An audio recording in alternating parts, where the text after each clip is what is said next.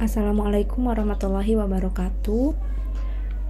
Kali ini saya akan menjelaskan mengenai teknik pengolahan skor hasil belajar dengan mengolah skor mentah menjadi huruf dengan frekuensi tergolong.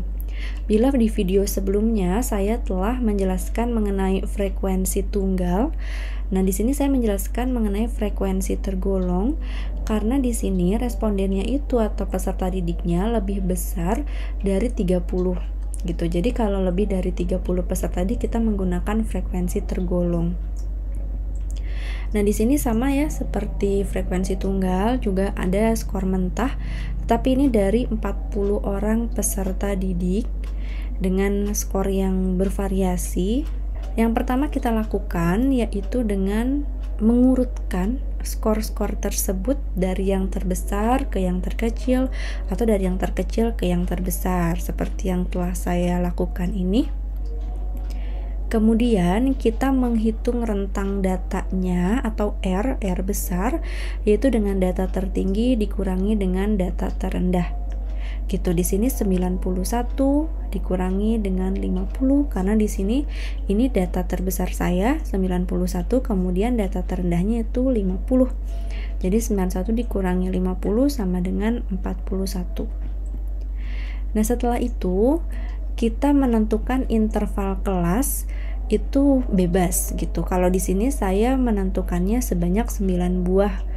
Ini untuk penggolongan sementara aja gitu ya. Jadi saya menentukannya 9 buah.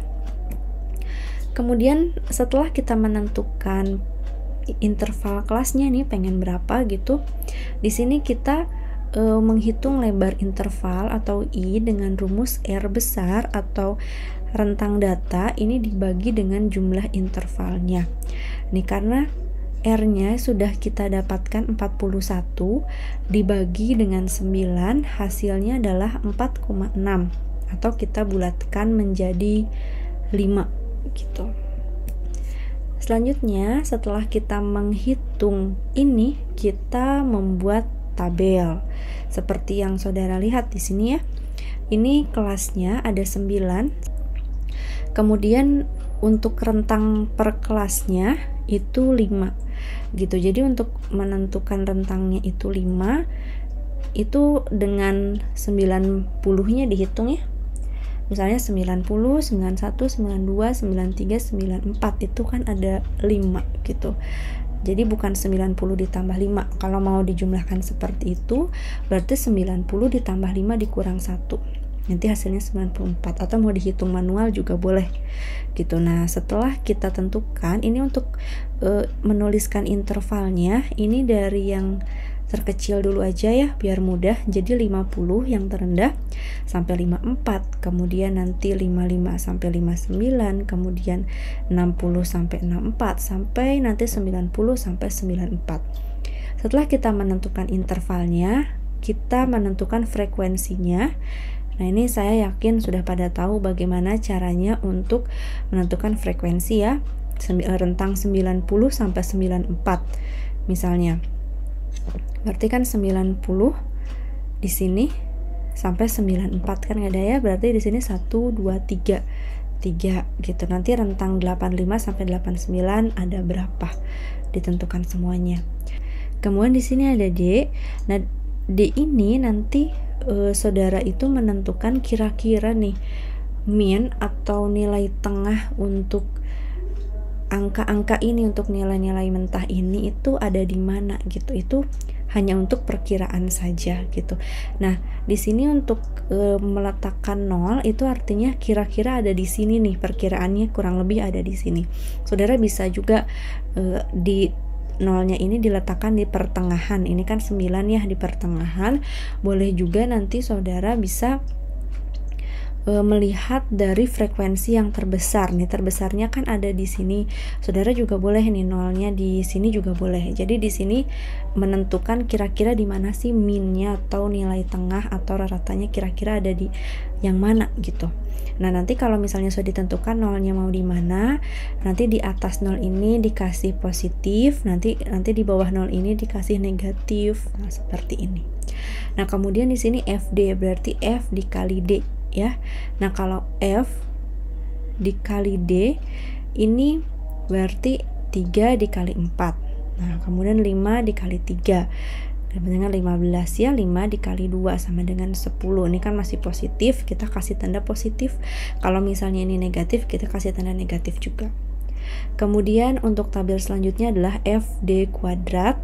Di sini kita mengkuadratkan 12 kali 12, kemudian 15 kali 15 dan selanjutnya sampai kita jumlahkan untuk yang F, FD dan juga FD kuadrat. Nah, sekarang saya di sini memindahkan tabel yang tadi. Kemudian di sini kita akan mencari min yang sesungguhnya. Karena kan tadi kita hanya mengira-ngira dulu ya, kira-kira ada di sini gitu. Tapi kita nggak tahu nih berapa sih sebenarnya dari minnya itu atau rata atau nilai tengahnya tersebut. Di sini ada rumus yaitu M min. Ini minnya ada seperti tanda ini artinya min yang diduga menjadi ratanya gitu ya.